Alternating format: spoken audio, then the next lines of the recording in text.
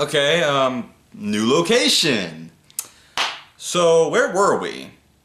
Oh yes, war dramas. Well, I also want to look at the foundations of war movies, so let's go back to the 1930s. So with the best picture of 1930, let's take a look at All Quiet on the Western Front.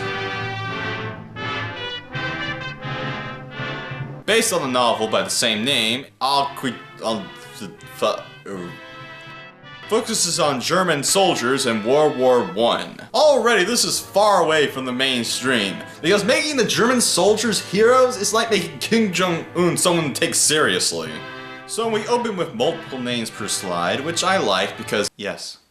Also, you gotta love how the actors are referred to as players, as if they're playing Axis and Allies.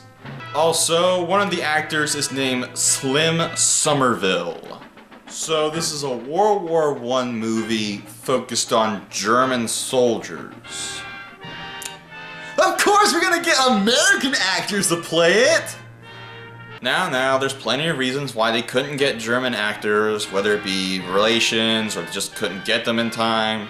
It could be a number of things. We then continue with opening text.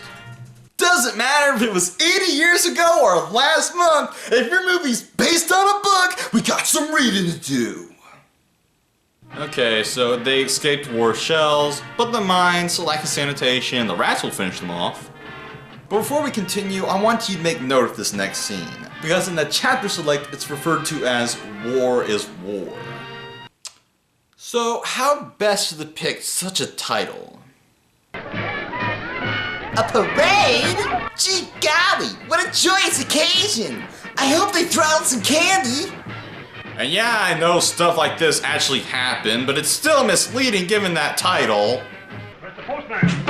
Oh yes, wait a minute, Mr. Postman. So the camera pulls back into what I assume is a classroom, and a professor talking to his students. Or at least I assume he's talking to them, because I really can't hear him. Okay, that wasn't awkward at all. Strike with all our power. Give every ounce of strength to win victory before the end of the year. Excuse me, Professor. I thought this class was over geography, not propaganda. It is with reluctance that I bring this subject up again. Again? You've done this multiple times? Has anyone reported this to the dean? You are the Iron Men of Germany. You are the gay hero. Whoa! Out of line, man. Who are you to tell people their sexual orientation? Fascists. When I say fascist, it's not because he's German, but because his lines were... Moving on! His speech is so asinine that the students' minds start wandering. Are your fathers so forgetful of their fatherland that they would let it perish rather than you? Yes, because if there's anything more important to a father than his children, it's land that he doesn't even own. Just shut up. Then one guy imagines being a war hero with ladies at his arms, and I should state that that idea was put in his head by guess who? I mean, I know college professors tend to be eccentric, but this is downright fantasy. He's gonna get people killed. Also, the camera pans to this guy, but we don't get a look inside his head or anything. Did he just draw a blank? I believe it will be a quick war. Why? What gives you that impression? Do you have any facts about this? Anything? I'm just gonna have to skip this part because otherwise I'm gonna complain about every line. So he riles up the students and pretty much orders them to recruit and... Okay, what was that? He looks so ecstatic that he might pull out some pom-poms and start cheering. So they trash his room and run off to recruit. I mean, I know he was an ass, guys, but that was just rude. We then cut to the base and the men start chatting with each other like they're at summer camp. Such a place like this gets you in good condition. You have to be for the long march. Oh, I'm gonna get in the cavalry and ride. Bayonet drill, that's what I want.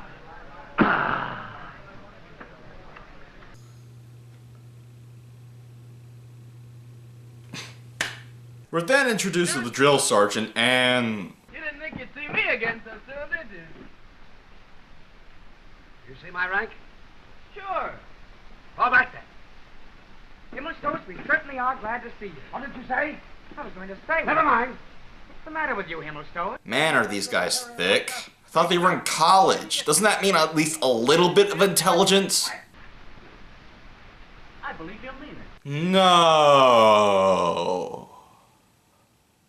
At least the stars is aware of how stupid they are and spend the next few scenes ironing them out. Oh, that swine! It means we get no time off. I'd like to know what's in his mind. He hasn't got it. Well, I'm going to set him open sometime and find out. Yeah, that guy's a real jerk for making you sing. No! Sing! I know! I know! Excellent work. They're going up front tomorrow. Tomorrow? Was boot camp only one day? I don't know if that's accurate. So they plan to get back at the Sarge for doing his job by catching him in a blanket and spanking him. What? Just a scene ago, you guys wanted to punch him. Doesn't anyone want to punch him in the stomach or the head? No? Just spanking. Well, they do drop him in a puddle, so I guess that's enough. Also, if you were expecting this scene to have a conclusion, the very next scene is them getting off the train at the front. I guess we need to see the part where he drop kicks every one of them. Also, we're about 20 minutes in and the characterization has been bratty. Like, all of them. So the brat squad make it to the front and meet up with the rest of their unit. The only canteen in these regions is out looking for supplies. Ever hear of Kaczynski? Who? Kaczynski. Puchinsky? What does a police show about a talking dog have to do with this? Actually, he's this guy, who will be our fat comic relief. I mean, look, he's even stealing a pig.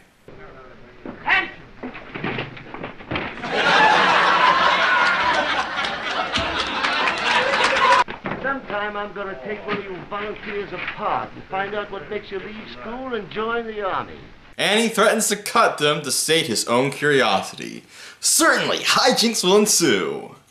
Come morning, they're loaded on the truck and head for the front. And I have to admit, Puchinsky is a pretty cool character. He kinda has this well-meaning, seasoned veteran thing going on. When we come back, I'll get you all some nice, clean underwear. So the men make it to the trenches and start setting out barbed wire. Bombardment.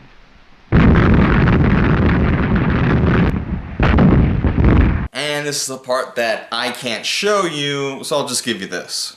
My eyes! I'm blind! I can't see it! My eyes! I can't see it! He's dead. Why did you risk your life bringing him in? But it's Babe. My friend. It's a corpse, no matter who it is.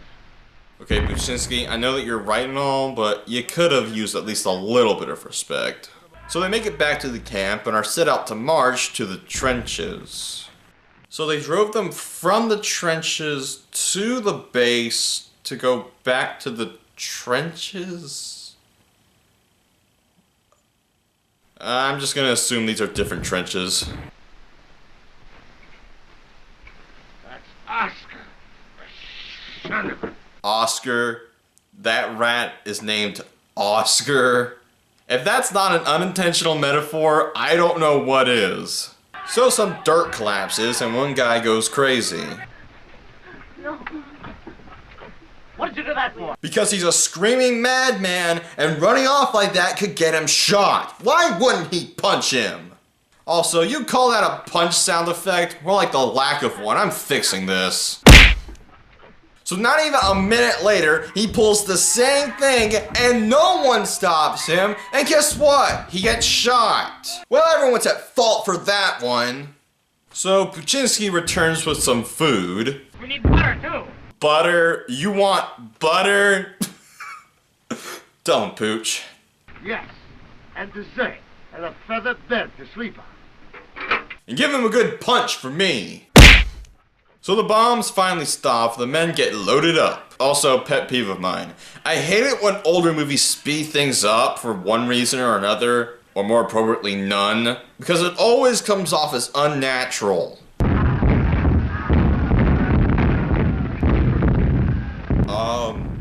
They're right in front of you guys. Aren't you supposed to, like, shoot at them? try and stop them?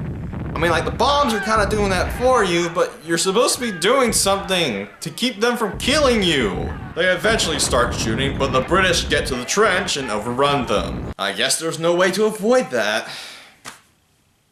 Now, this is a great scene for a couple of reasons. Firstly, it's a great depiction of trench warfare during World War I. How forces would take each other's trenches and then retreat again, and then go back and forth between the same trenches over and over again, making it feel all the more monotonous. Secondly, this is a pretty gory scene, even for 1930 standards. There were few films back then that would show violence in such vivid detail. So it looks like the Germans have the upper hand right now, so they're gonna try and hold this trench as long as possible. Position, men!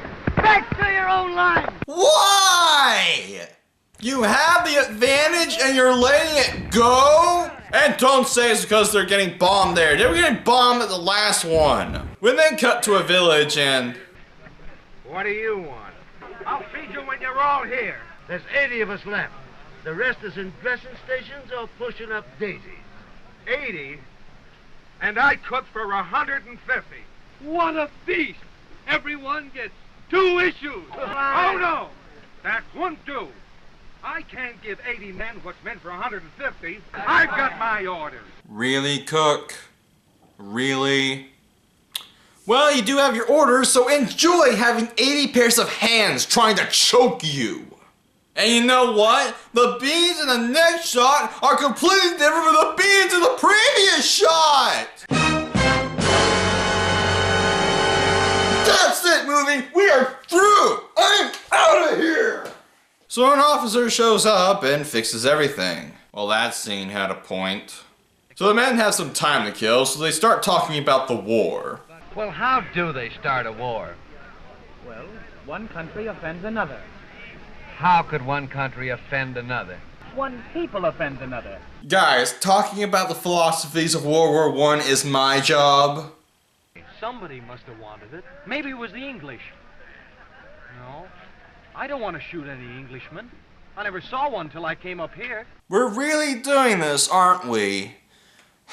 Alright, for all those that don't know, World War I, then called the Great War, didn't so much as start as much as it built up to it. Because Europe was turning into this giant mass of different ideologies and ethnic groups. And it really just needed an excuse to kill each other. That excuse being the assassination of Archduke Ferdinand of Austria.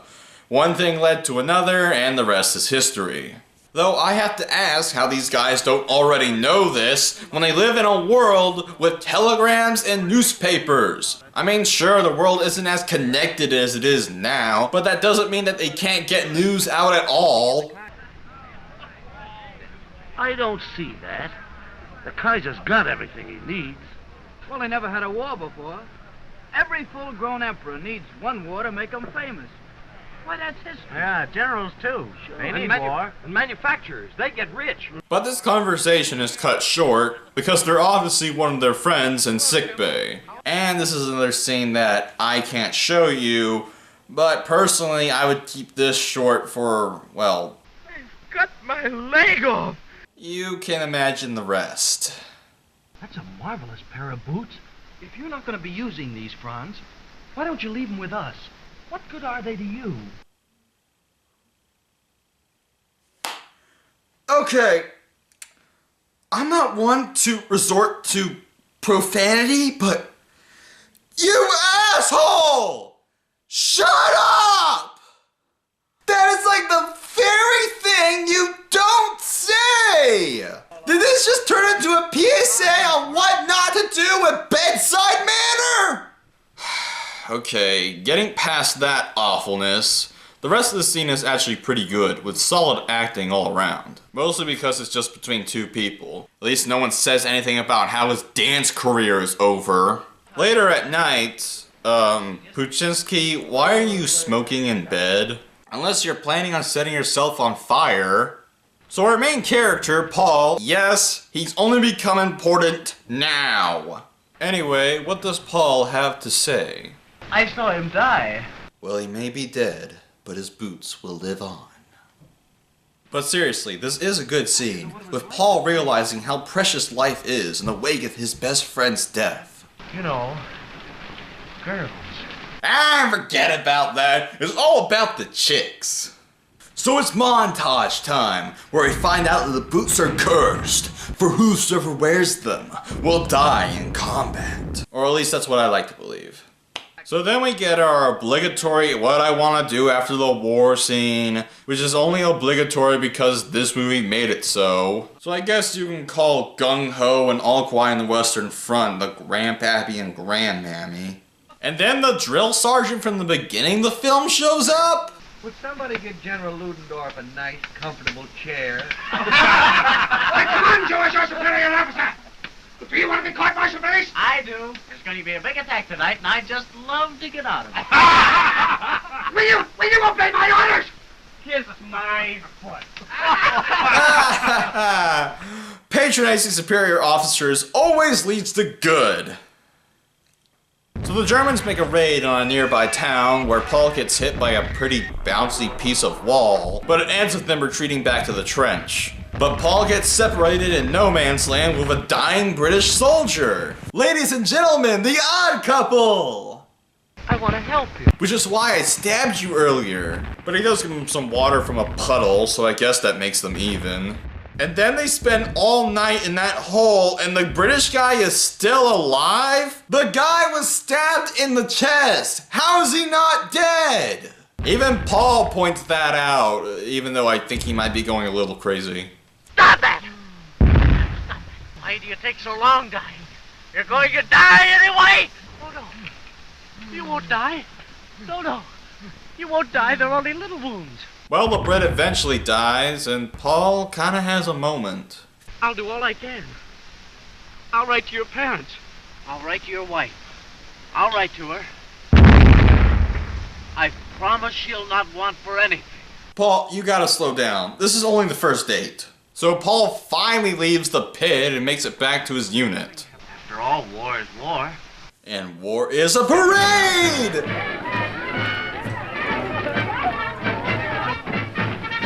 So we then find out that Paul has the boots, which means he signed his own death warrant.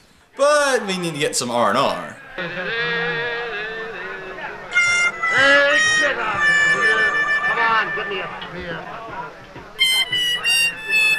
Oh, a beer. One beer. So the guys go down to the river to bathe, and... Women? And they're French, too. Oui, mon ami. But these ladies are not impressed. I'm sure if I had splashed water around randomly, I'd pick them up.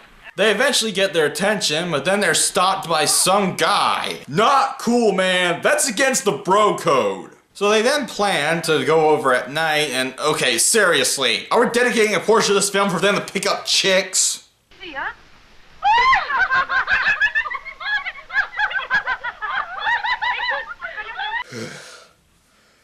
The mindless antics of valley girls. They transcend language barriers. But then again, these ladies seem more interested in the food they brought than the half-naked guys.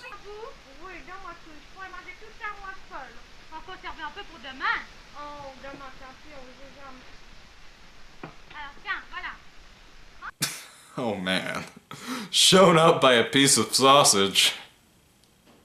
Come morning, the Germans march out, but they get attacked and Paul gets hit and taken to the hospital. Sorry about that, but the pacing just went into overdrive. Jeez, put the brakes on, movie. You don't want to give your audience whiplash. So Paul is hospitalized, and then this happens.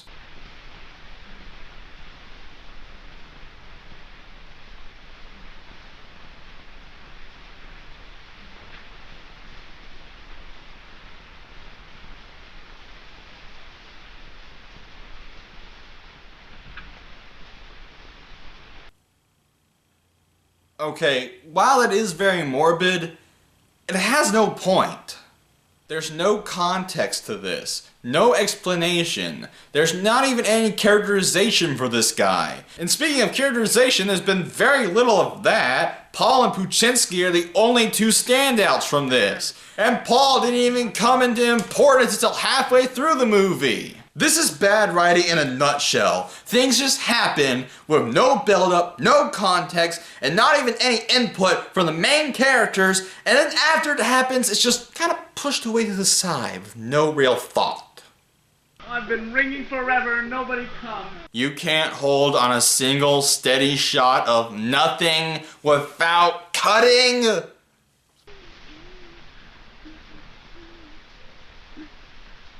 You're right, movie. That window is far more important than the dying soldiers. So Paul is past the point of help and is taken to the dying room. He takes it well. You're lying to me. But I'll come back. I won't die. I'll come back.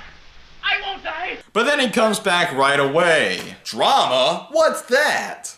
But then we find that his friend's leg has been amputated. I get it. It's just like his friend from earlier in the movie, but different. Because he lives. Oh. Paul makes it home on leave to find his mother ill, but he's a changed man. I guess. Paul goes to see his father, but no words of their joyous reunion because we got crotchety old man to listen to. I insist upon Flanders. I know, but my dear man, why did they do that when they're halfway through San Quentin already? Why go the other way? Because Flanders is a flat country. There are no mountains, no I like how Paul just leaves when things get too hussy. Yeah, I'm out of here. Bye. And then... oh no. Realizing that there is no other please, no, not this! I was trying to forget this guy! You must speak to them. You must tell them what it means to serve your fatherland. But you know what? This is the best part in the movie. Because Paul gets up there and he calls him out on his crap. I heard you in here reciting that same old stuff. Making more iron men, more young heroes. You still think it's beautiful and sweet to die for your country, don't you? Well, we used to think you knew. The first bombardment taught us better. It's dirty and painful to die for your country. When it comes to dying for your country, it's better not to die at all. Woo! Yeah! Woo! Someone give this man a beer! And although I would complain about show don't tell, the movie has already done a lot with showing, and Paul's conviction here is very believable. And every day a year, and every night a century. And our bodies are earth, and our thoughts are clay, and we sleep and eat with death. And we're done for because you can't live that way and keep anything inside you. Later at night... Be on your guard against the women out there. They're no good. Just like a mother, too involved in your love life. But seriously, what is with this movie's obsession with chicks? And of all the things to worry about, the bombs, the gas, the rats, the disease, she's worried about the fast and loose women.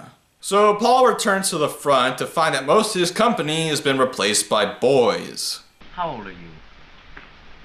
16? Now this is interesting because the age requirement in World War I in Germany was 17. This is a point that a lot of men back then would lie about their age in order to recruit. But there are some old-timers still around, including Puchinsky! It's the Red Beret! Wait. Paul then carries him back to camp to find that he's dead? What? I didn't know that shin wounds were fatal! Later, Paul reaches for a butterfly and then is shot and killed by a sniper. Okay, firstly, where was that sniper? He didn't look like he was in a trench. He looked like he was in no man's land. He would have been spotted easily out there. Secondly, this death comes out of nowhere and is incredibly sudden. And guess what? That's the end of the movie. Although this last bit with the faces faded over a graveyard is very good, especially with it being silent. So what can I say about this movie that's older than my grandmother? First and foremost, this movie definitely stands out, not only in its time period, but also even today. We don't get a lot of movies that focus on World War I, especially on the side of the Germans. It does have a lot of pacing issues, going really slow, then really fast over and over again. But it is trying to show you every facet of the war at its most realistic and at its most dark, along with the more cheery and light-hearted sides. The writing is pretty terrible all around. Don't get me wrong, there are some bits that are excellently done, it's just that the bits that are bad are really bad. The characterization is almost non-existent, especially since it gives such a large group of guys and then doesn't do anything with them. Though I like to believe that the best way to watch All Quiet on the Western Front is more of a showcase of World War I. To see every side of the war through the eyes of an insert-yourself character. In conclusion, for all of its problems, it's still a great film and definitely deserves the Best Picture of 1930.